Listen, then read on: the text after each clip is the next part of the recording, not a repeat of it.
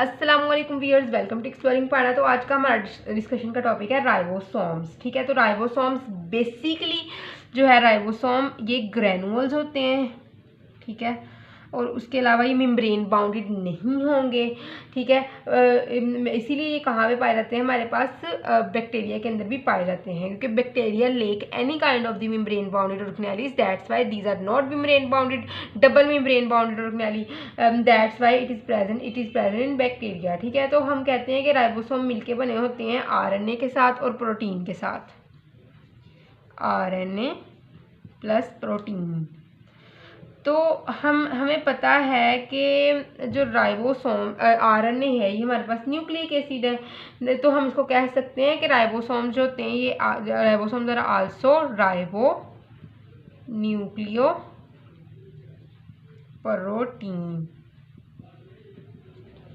ठीक है, ये राइबो न्यूक्लियो प्रोटीन भी होते हैं। कुछ राइबोसोम जो होते हैं ये बहुत लूजली अटैच्ड होते हैं प्लाज्मा मेम्ब्रेन के साथ, जिस तरह कि ये हमारे पास है प्लाज्मा मेम्ब्रेन, इसके साथ राइबोसोम जो हैं ये लूजली अटैच्ड हैं। ठीक है, loosely attached to plasma membrane. ठीक है, बहुत लूजली अटैच्ड होते हैं।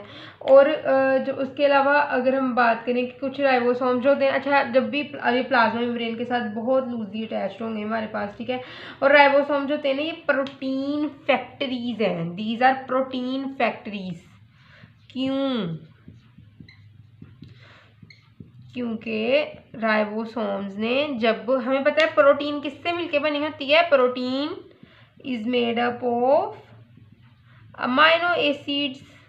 ठीक है ना, तो अमाइनो एसिड्स को कंबाइन करने में राइबोसोम हेल्प करते हैं। ठीक है ना, अच्छा राइबोसोम्स की ना कुछ हम कहेंगे इसको प्रोटीन फैक्ट्रीज। ठीक है ना, मैंने बताया कि अमाइनो एसिड्स होते हैं, प्रोटीन अमाइनो एसिड के साथ मिलकर बनेंगे। तो बेसिकली होता क्या है कि ये एक होता है राइबोसोम का लार्ज सब यूनिट और एक होगा हमारे पास स्मॉल सब यूनिट।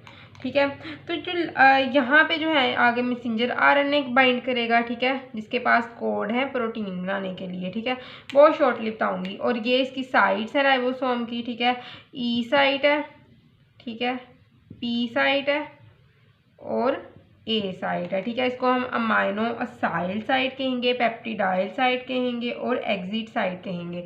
तो यहाँ पे आके ना अमाइनो एसिड्स ने जुड़ना है। सबसे पहले पी साइड पे पहला अमाइनो एसिड आएगा, उसके बाद जितने भी अमाइनो एसिड आएंगे वो कहाँ पे आएंगे, ए साइड पे। और ये आहिस्ता आहिस्ता आपस में पॉलीपेप्टाइड चेन्स बनाते रहेंगे, आगे गुजरते जाएंगे, फिर एग्जिट साइड पे आएगा, फिर आगे गुजर जाएगा, बाहर निकल जाएगा और आहिस्ता आहिस्ता इस तरह पॉलीपेप्टाइड चेन एक लॉन्ग बन जाती है। तो ज्वाइनिंग कौन करवाता है अमाइनो एसिड की, राइबोसोम। ठीक है, अपनी साइड्स के जरिए लार्ज सब यूनिट के ऊपर अमाइनो एसिड्स आएंगे और स्मॉल सब यूनिट के ऊपर जो होगा राइबोसोम के मैसेंजर आरएनए होगा। क्लियर? तो क्या होता है कि थाउजेंड्स ऑफ राइबोसोम्स होते हैं कि हेल्दी ग्रोइंग सेल्स के अंदर, एक अच्छा हेल्दी ग्रोइंग सेल्स के अंदर थाउजेंड्स ऑफ राइबोसोम होते हैं। ठीक है, तो राइबोसोम जो बैक्टीरिया का राइबोसोम होता है, राइबोसोम बैक्टीरिया के अंदर, तो अगर हम उसके अंदर देखें तो इसके अंदर जो लार्ज सब यूनिट होगा ना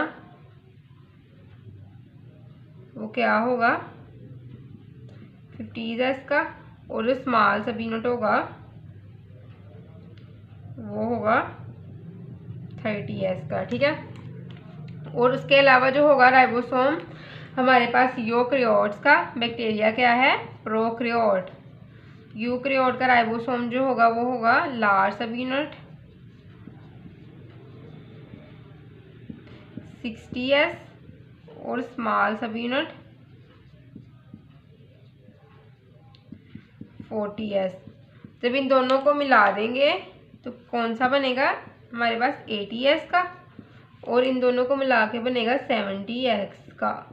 ठीक है, वो जो दरमियान में जो होती कमी होती है, जैसे जो स्वेडबर्ग यूनिट होता है, ठीक है ना, दरमियान में जो पैमाइश में कमी आती है वो इसलिए आती है क्योंकि वो फोल्डिंग के अंदर वो पार्ट आ जाता है। ठीक है, तो आई होप सो कि आपको राइबोसोम के टॉपिक की समझ लगी होगी, लेकिन किसी भी किस्म के कन्फ्यूजन कमेंट सेक्शन पूछ सकते हैं। थैंक यू सो मच, अल्लाह हाफिज़।